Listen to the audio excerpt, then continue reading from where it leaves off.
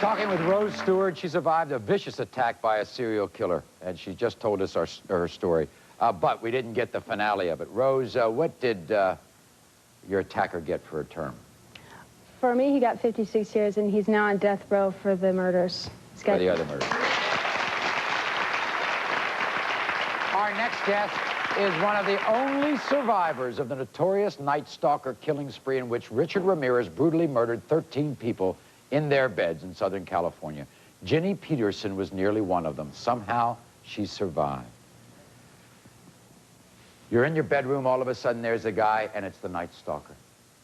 At that time, we were unaware that there was someone out there on a killing spree. You and your husband? My husband and myself. There had been no formal notification that someone was out there killing at random. And what did he do to you? He entered the bedroom. We argued briefly. He leaned over and shot me through the face. When I fell back onto the bed, my husband sat up. He then shot my husband in the side of the head.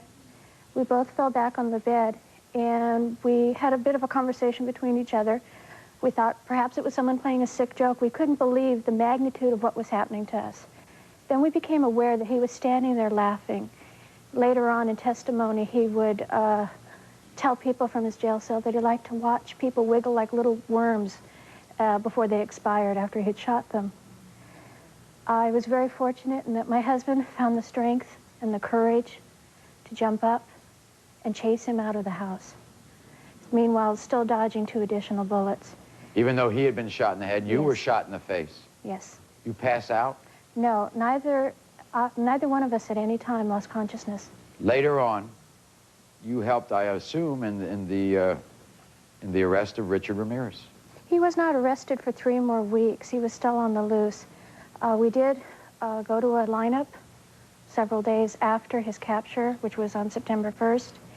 And then we were part of the process of the court problem proceedings. IDing him, huh? For myself, no, there was none whatsoever. I will never, ever forget that face.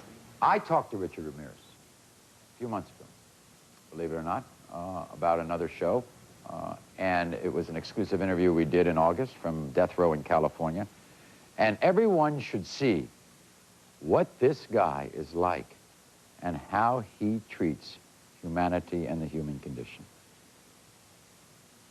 I think most humans have in them the capacity to commit murder. It is not because... No, we don't, Richard. They choose not to, not because they are morally superior, as they so commonly claim, but because they are imprisoned in a web of responsibilities, commitments, beliefs, and sentiments. Richard. And that would render murder an absurd gamble or ridiculous self-destruction. What do you think of somebody like that? He's the Richard Ramirez who you testified against? I feel nothing but scorn, disgust, and pity for him. I don't know if I would even feel pity for him. I do. For someone to be that sick, to be that evil. He was right in that we all have choices. He chose his path. He chose the death penalty every time he killed someone. I didn't make that choice for him through my testimony. Neither did anyone else. Just as Rose and myself and my husband Chris, we have chosen to be survivors, as thousands of other people out there have. He chose the path that he has taken. We have lots of questions for you, but as we leave, just answer me this. Shot in the face. It's amazing that there was not more damage done. The damage that is done is not always apparent to everyone. Both my husband and I have a great deal of neurological problems. You don't notice it. I notice that I lisp. I have vision problems. My husband has tinnitus. The left side of his body is damaged, my right side. But we say that together we make a whole person, just as we always have through our marriage. We'll be back after this.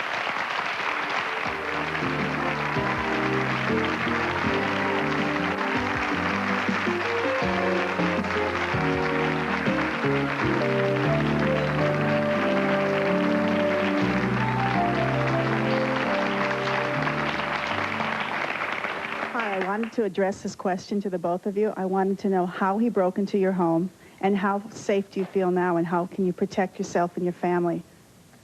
What about that, Ginny? He apparently walked in through an open door. because I didn't think this would ever happen to me, like most women, and I'm now armed and dangerous, and no one's going to do that to me again. Any nightmares? Yes, but not always about him. They can take the form of any type of trouble that your imagination can come up with. How did your families deal with what you went through, both of you? I think that when you're attacked this way, the whole family is attacked because it blows everyone away. And it's just so close to home and death is so near. It's very difficult, but I think our family's much closer now as a result of this.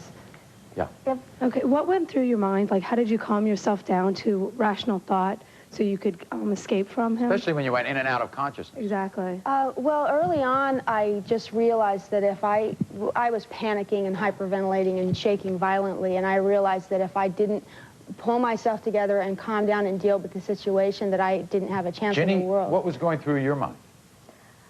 While the attack was occurring, I knew that I had to distance myself. It sounds strange, but it was as if one part of me was in the attack and another part was standing back saying, look at his shoes, look at his pants, look at his face, commit it to memory. Because I knew that if I didn't do that, that my family, I had a small child down the hallway, that none of us had a chance. For both of you, when you're walking down the street, is it hard to trust people again? Is it hard? I mean... Jenny? No, because if I allow him to victimize me, it's very much what Rose says. We are survivors. If we allow him to victimize us, then we are as much in a prison as he is. And I refuse to be that. Who is this, Jenny? That's my hero. That's my husband, Chris. I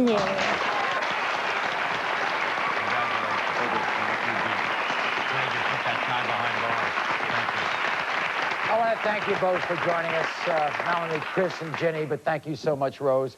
The stories are so compelling, and your strength and courage have made it inspirational, I think, for all of us. I thank you very much. Thanks for joining us, everyone. Until next time. On Monday, Motherhood Without a Man. We'll meet women who are taking their cues from TV's Murphy Brown, and they're having a baby without a husband.